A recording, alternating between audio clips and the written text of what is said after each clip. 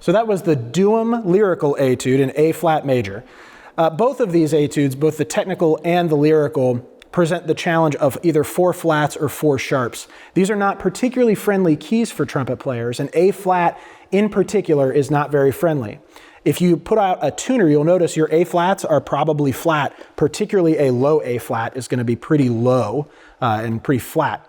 Whereas also the D flats, right, your 4th line D flat is also going to be very low, but then your bottom below the staff D flat is going to be extremely sharp, so you're going to need to use your triggers probably to get those more in tune. Now, when notes are flat, there's no trigger that can shorten the trumpet, right? So you really want to practice with a tuner and make sure that you're paying attention to all of these intervals and keeping them as in tune as possible. Hopefully my performance did that and can help you as you work on yours.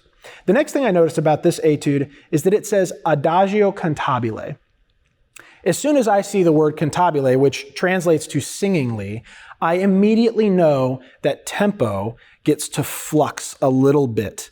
I don't want to go too far one direction or the other because this is a slower etude, but I do give myself permission, particularly at phrase endings, to allow a slight breath. So hopefully you noticed that in my performance.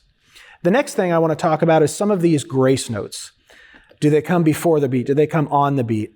I tend to play mine before the beat, but I think a case could be made for them to be on the beat. So again, this is one of those things that as you explore the musicality of the etude, perhaps you come up with your own interpretation if you don't like mine, which is perfectly acceptable.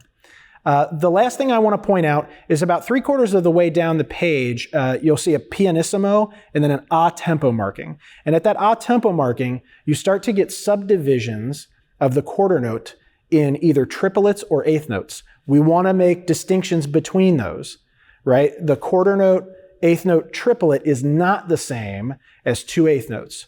So go back and when you listen to my performance, really notice that I'm trying to be very diligent. And the way that I'm doing that is by subdividing in my mind. Da da da da da da da da da da da da dum.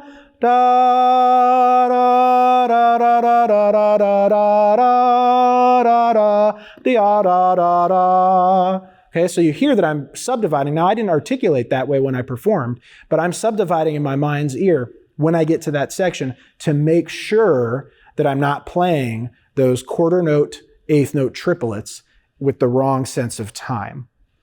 Now, again, there is some ebb and flow, but we want to be very deliberate about how those translate musically. The last thing I want to point out that is quite difficult in this piece is the very, very end, where you go da da da da da da da da da, and you have an octave leap that's a grace note. Practice that independently. Just practice going da da da, then go back and go da da da da, and you'll notice that I'm a man, but I'm going into my falsetto. That's exactly how I think about this when I perform it.